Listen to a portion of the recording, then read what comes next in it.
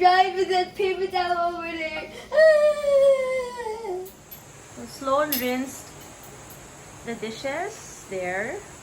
He rinsed all of them, and then now he's loading them into the dishwasher. Very good, baby. Utensils first, and then the small bowls and small pieces. Okay, put them, you know, may mga slots. So they're not standing up and they can't accidentally fall into the spinner. There's one spinner up there and then down.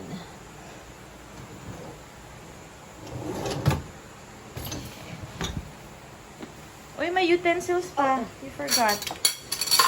Finish all the utensils first. Have a system. Diba?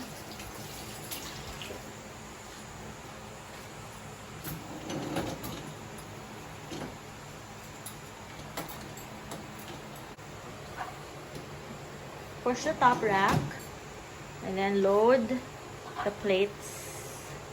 Pull the rack out, babe. Yan.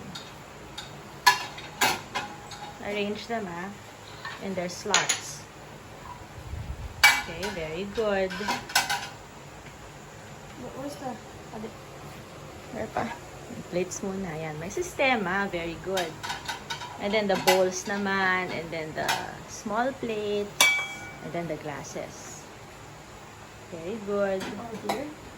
The bowls should face down. Yeah, I'm facing. Okay, what are you gonna do now? Just gonna put the dishwasher tablet here. Inside. And then we put some rinse aid already now. Okay, close it. Close, push. How about the rinse aid? Put this aside. Do you know how to close it? Okay. Ito. Dapat lock. Ganyan. Okay. Oh, go. Push it.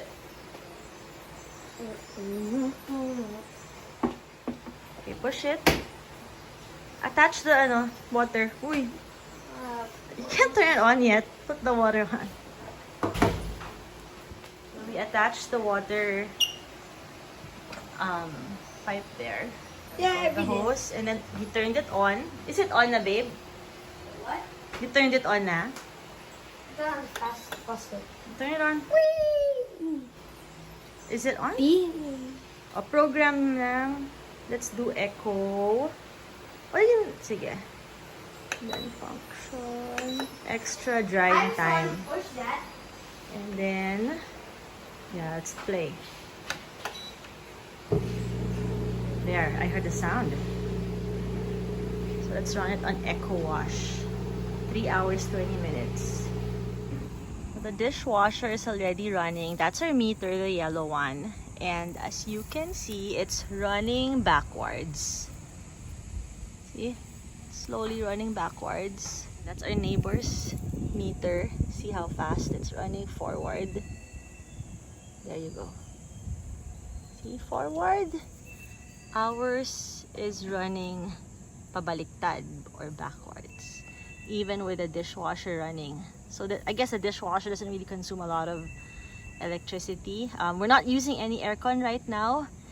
We just have one 13 cubic foot refrigerator with freezer, and then another 8 cubic feet freezer that's upright. And then the standard lights, industrial fans are running right now. No one's washing using the dish, the washing machine. And it's baliktad. There you go. So it doesn't consume a lot of electricity. Okay, so now Sloan went upstairs and turned on the aircon, and guess what?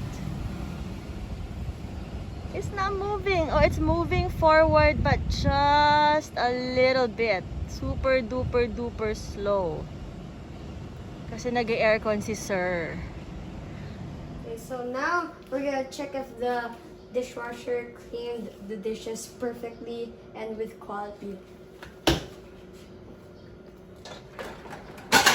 Okay, here's the plates.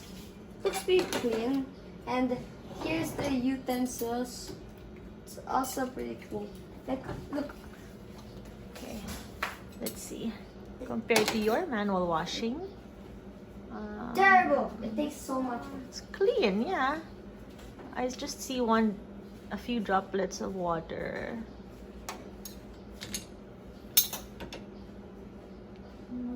Yeah, it's clean. Let's check the knife.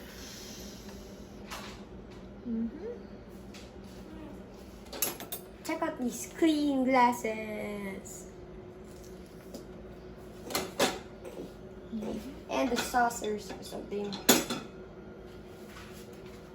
Here's a sponge I used to do a terrible dishwashing.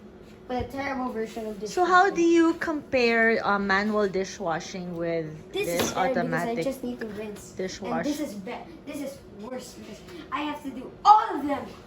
All of them, like drying, soaping, rinsing. So no drying na. Are you happy with our dishwasher? Yeah. Like how happy? Show me. Yeah. Okay, 2 thumbs up. Thank you for your review.